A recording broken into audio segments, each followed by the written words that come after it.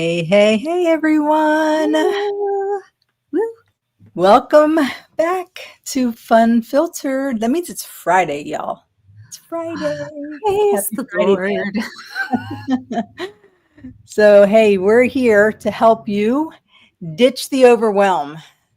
All right. And simplify your strategy. We're going to talk about that today and actually enjoy marketing your book. So, in case you don't know who I am, I'm your host, one of your hosts, Shelly Brown, and I am here today with my amazing co-host, Sara Cormany. Well, and we are both, let me just say this. We are so glad to be here to be able to serve you today, especially on a Friday, because I think we always need just a little boost of something on the Friday. And I don't know about you, but marketing tends to kind of feel like taming a wild animal, or Heather and I were talking about small children. Sometimes that's how it feels. You get one part under control and three more heads pop up. And that's right. the animals, not the children. But Yeah, I was going to say wild animal or younger children. or your Same children. thing. Well, you might notice that we are missing one person. Our dear Carol is not able to be on this live with us today. She had to be in another place, and as talented as she is, one thing she can't do is be in two places at one time. So we're just going to wing it without her. So yeah, let's talk about taming that wild animal, the marketing beast, y'all. Social media, think of it this way. I love this. Social media has claws. It has email has fangs. Podcast has tentacles. And before you know it, you're ready to crawl back into your writing cave to get away from that marketing beast. Absolutely. And we have all been there. I mean, every single one of us who has stuck our toe into this marketing pool. But you know what? Today we are actually going to help you go from overwhelmed to organized. I could use that in many other areas of my life. But today we're going to do it with 3 simple steps to tame that beast once and for all. Yeah. So let's just start by saying this. If you feel overwhelmed by marketing, you're not doing it wrong. You might just be doing too much. Amen. Yeah. Amen and amen. Most authors, and myself included, are kind of drowning in this pool of shoulds. Like, I should post every day. I should be on every platform. I should run ads. I should do a podcast. I should. And all of a sudden, you are left overwhelmed. And you can even have that should turn into shame. Yeah, it's so true, Sara. Most of us start writing because we had something really meaningful to say and we wanted to reach people with it, right? But when marketing feels chaotic, and it does for so many of us, it's really easy to slip into random activity instead of taking those intentional steps that truly make an impact. Yeah, it's kind of like baking without a recipe, which I early on in my adult life, I thought it was more of a suggestion. And so I'd throw in a little bit of this and a little bit of that. And then I'd be like, well, so why doesn't it look like the picture in the Joy of Cooking cookbook? Or why doesn't it taste like joy? So little Yeah. true confession. Yeah. And you can't do that with baking, Sara. I found that out. So, Much to my husband's chagrin. He was like, yeah, I don't think that's right. it's not. No. Baking is a science. So today we are going to walk you through 3 steps that will help you focus your energy where it matters most. And finally, hopefully, help you to feel organized in your marketing. So let's start with step one, shall we? Step one is all about clarity. All right. You cannot organize chaos, if that's even possible. You cannot organize chaos until you know what actually works. So we're going to start by identifying what really moves the needle in book marketing and what doesn't. Yeah, because let's be honest, being busy on social media, that was never the goal and should never be your goal. Chasing followers is also not part of the goal. The goal is actual fruit, real people who are reached, real hearts that are touched, and books that make an impact. But that only happens through meaningful connection, emails, podcasts, conversations that point people back to the message that God originally gave you. Yeah. So when authors ask us, and they ask us this often, where should I focus? We always say something to the effect of, keeping in that line with the fruit that Sara just mentioned, just follow the fruit. Look at where your sales, your conversations, or your opportunities are actually coming from. That's where you should be investing your time and your energy. Yeah, that is so, so good because honestly, we just get distracted by vanity metrics. And sometimes that's hard to admit. Like we don't want to say like I'm just chasing the thing that makes me feel good about myself, like likes, followers, impressions. But we actually need to be focusing instead on engagement metrics. So conversations, connections, and conversions. Yeah, and Sara, that's such a great point because I think we do so often really just laser focus on those likes and the followers more than anything. And they're vanity metrics. They really do not tell us and show us what kind of progress we're making and what kind of impact we're actually making. It's the engagement metrics, like you said, that we really need to focus on. So here's your challenge, y'all, for this week. One of your challenges: write down the top 3 things that have actually resulted in book sales or new readers. All right. It might surprise you. So write it down. And if you're not sure yet, just know that's okay. Start now, start tracking. Every time somebody buys your book, ask them, like, how did you hear about it? You'll start to see patterns that will actually begin to inform you just as much as encourage you. Yeah. And so step 2, let's just hop right in there. You got to start cutting through the chaos. All right. Once you know what matters the most, it's time to simplify your system. All right. So, Sara, tell us about systems. Well, that word, I mean, I know it actually can kind of sound intimidating, particularly for those of us who aren't very organized. It's like, ooh. But the reality is, it's really just a fancy way of saying this. How can I make this easier on myself? And that is always music to our ears. Yeah. Yeah, it really is that simple. It's simply repeatable rhythms. You don't need, I think when we think of systems, I know I used to, when I would think of systems, it's like, okay, I need these 50 tools and those color-coded spreadsheets, and I need all these things in place, but you don't. All you need is just a few repeatable actions that will save you time and mental energy. And we all want to save that mental energy, don't we, Sara? Oh, for sure. And even speaking to that point of Excel spreadsheets, and that I am a recovering perfectionist. Part of that is because when you have a stroke and you have small children, like there is no system in the universe that can keep you together.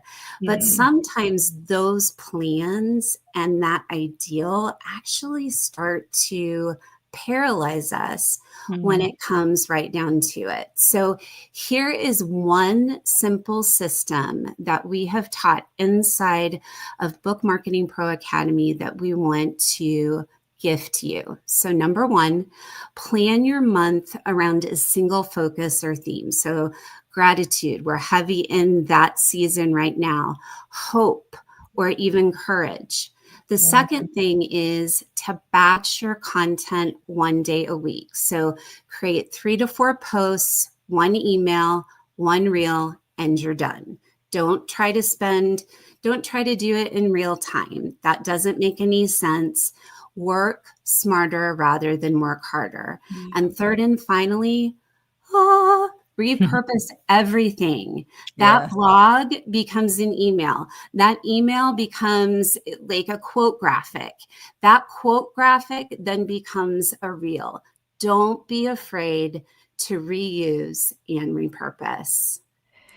Yeah. Sara, can you repeat those 3 just in case somebody missed it and they don't have to watch the replay of it? Sure.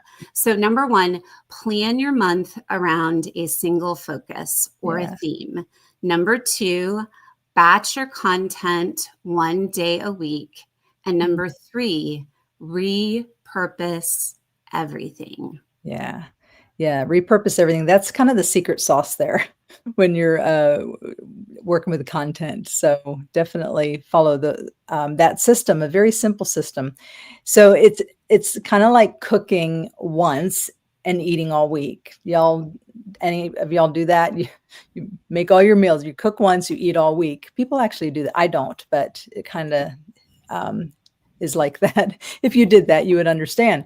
But the cool thing about systems is that they grow with you. All right. You can start simple and add layers as you get more comfortable with those systems. Yep. And you start with this kind of minimum viable system. That sounded very technologically, not technical. I don't know what word I'm searching for there, but it's one that you can actually sustain without burning out. So let's talk about the broader step number 3, where you're going to schedule the sacred and protect your priorities. And this is definitely, I think, of all the steps, my personal favorite. If you don't schedule what matters most, the urgent will crowd it out.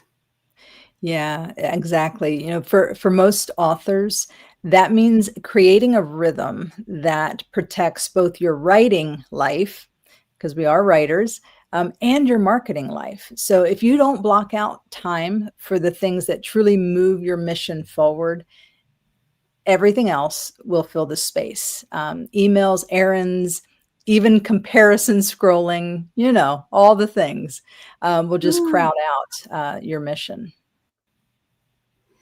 And that is so true. That comparison beast, we never want to be filling our time with that. So kind of think of it this way. Think of your calendar as a garden. If you don't plan what to plant, weeds take over, and that growth that you need to happen isn't going to occur. The secret to really staying consistent without burnout is to create marketing rhythms that are small, that are sacred, but that are also sustainable. Yeah. So here's how that can look.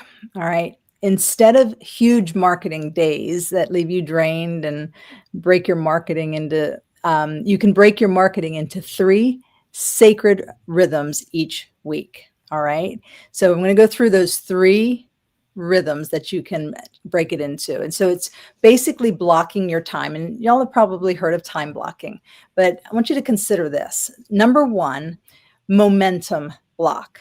All right. This is where you plan and prepare.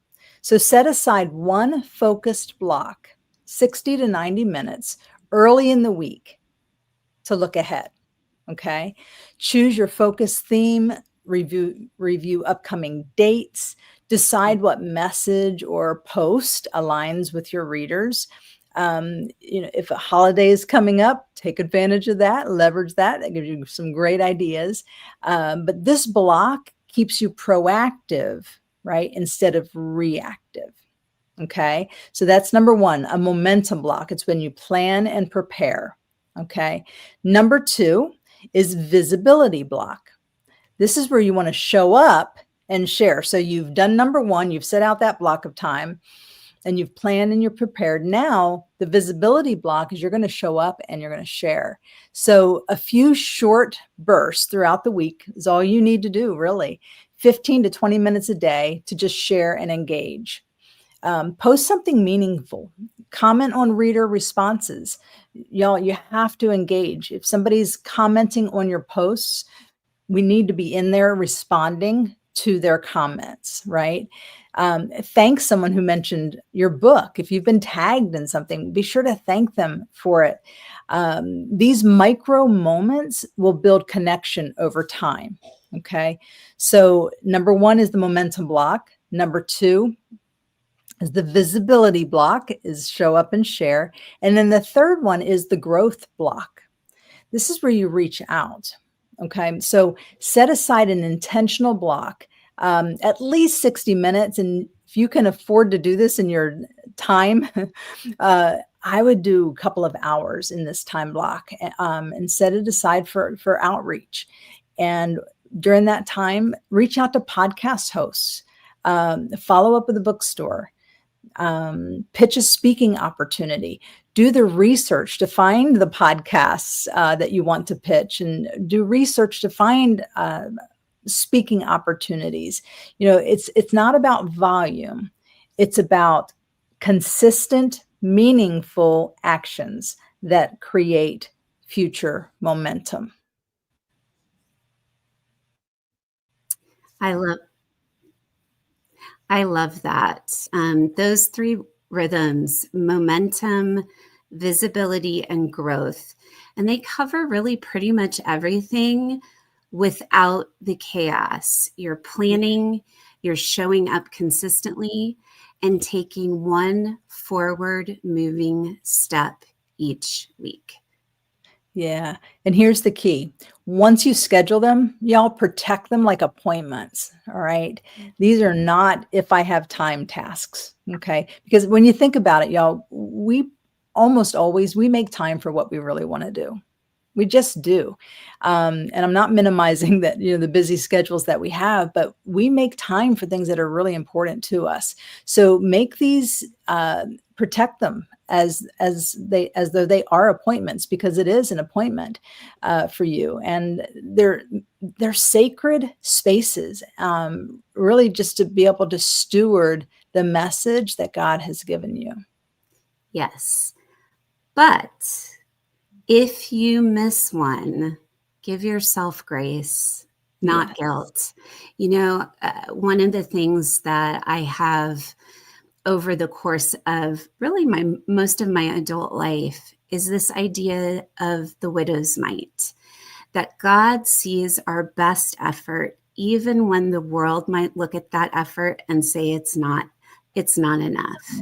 He sees it, and he offers us grace first, so we can certainly offer it to ourselves.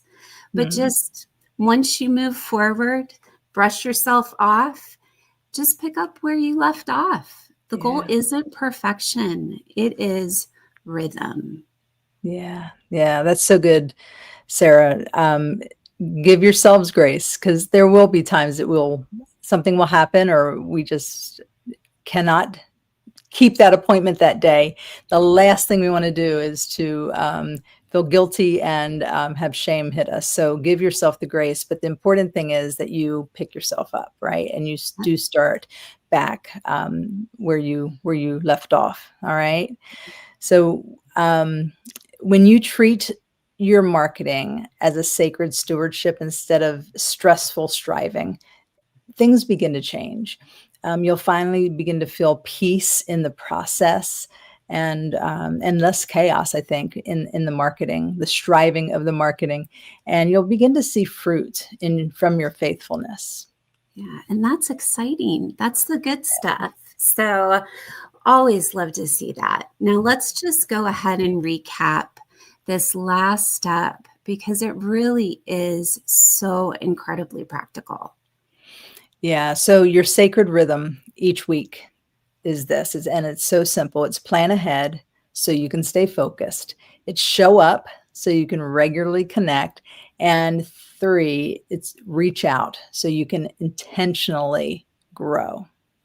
Those 3 small rhythms, they create consistency, and consistency is what grows both your confidence and your book sales. Yeah. Okay. I think we have a comment. Oh, Or a question. Tracy, I can't see all of it because it's blocked on mine. Let me see here. Shelly, you said the momentum block is first of the week. Yes, the momentum block. That's when you plan and prepare. So you want to set aside that time to look ahead for the week. And then what will follow are the visibility block where you actually show up and you implement and you share. And then the growth block. That's a separate block where you are just intentionally doing outreach. Looking for podcasts, looking for opportunities that you can perhaps leverage other people's audiences, like speaking and being on podcasts or bookstores, so you can look for book signing opportunities. So hope that answered your question, Tracy. All right. So yes, when you schedule the sacred, you give God room to multiply your effort. all right. So, real talk. Even with the best system, you will have weeks that spiral.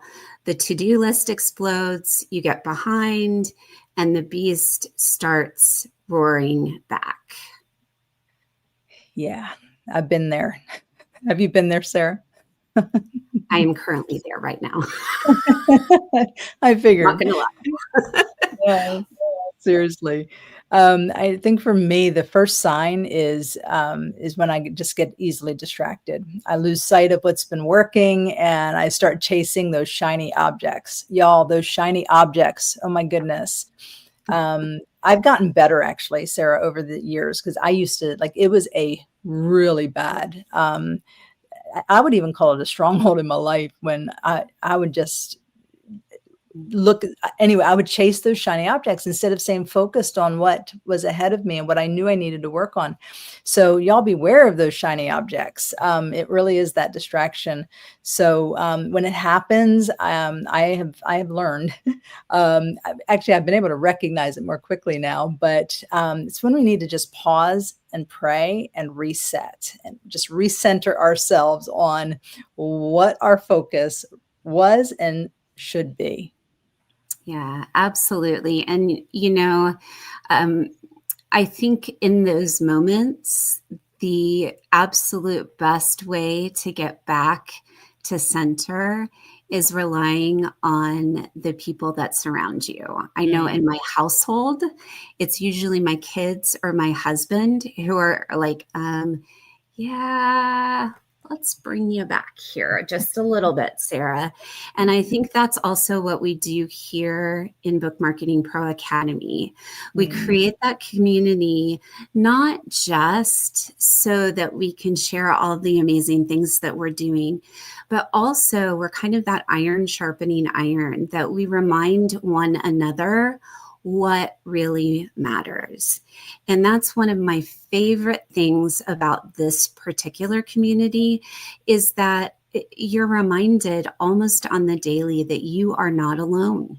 You can ask questions, you can get accountability, or maybe just that gentle reminder that you don't have to do everything, just the right next thing. Oh, that's so good. You don't have to do everything, just the right things. That is so good. Well, let's wrap it up with just a quick recap. All right. The 3 steps to tame the marketing beast that we've talked about is number 1, focus on what works, right? Know what actually sells your books. And like Sara mentioned, if you don't know, you just haven't, you have no idea, start tracking it. And if you don't know, it's probably because you hadn't tracked it. So just make a mental note of that and begin tracking. So focus on what works. Number 2, simplify your system. Create rhythms that you can sustain, all right, that are sustainable. And number 3, schedule the sacred. Protect what matters most. And once again, you don't have to do this perfectly. In fact, you won't, because that's why Jesus came. We are not perfect. You just have to do it intentionally. Marketing doesn't have to be this overwhelming monster that's lurking behind every corner. It can actually be ministry and be fun. It's a way to connect hearts. It's a way to share truth. And it's a way to make an impact for the kingdom, which is ultimately what we are supposed to be about. Yeah, it's so true. And if you're ready to stop spinning and start selling more books and having a greater impact, we would love to help you inside Book Marketing Pro Academy if you're not already a part of the community. We make marketing simple, strategic, and faith-centered, and you will get step-by-step training. You'll have a community of believers, Christian authors who get it and get you. Live coaching to help you take action, one manageable step at a time. It is invaluable to your author and marketing journey for sure. 100%. So join us at bookmarketingproacademy.com, because you don't have to tame that marketing beast alone. That's right. Yes, with all those tentacles and claws and all the things. Because y'all, we are cheering you on every step of the way. All right. So until next time, keep writing, keep sharing, keep making kingdom impact.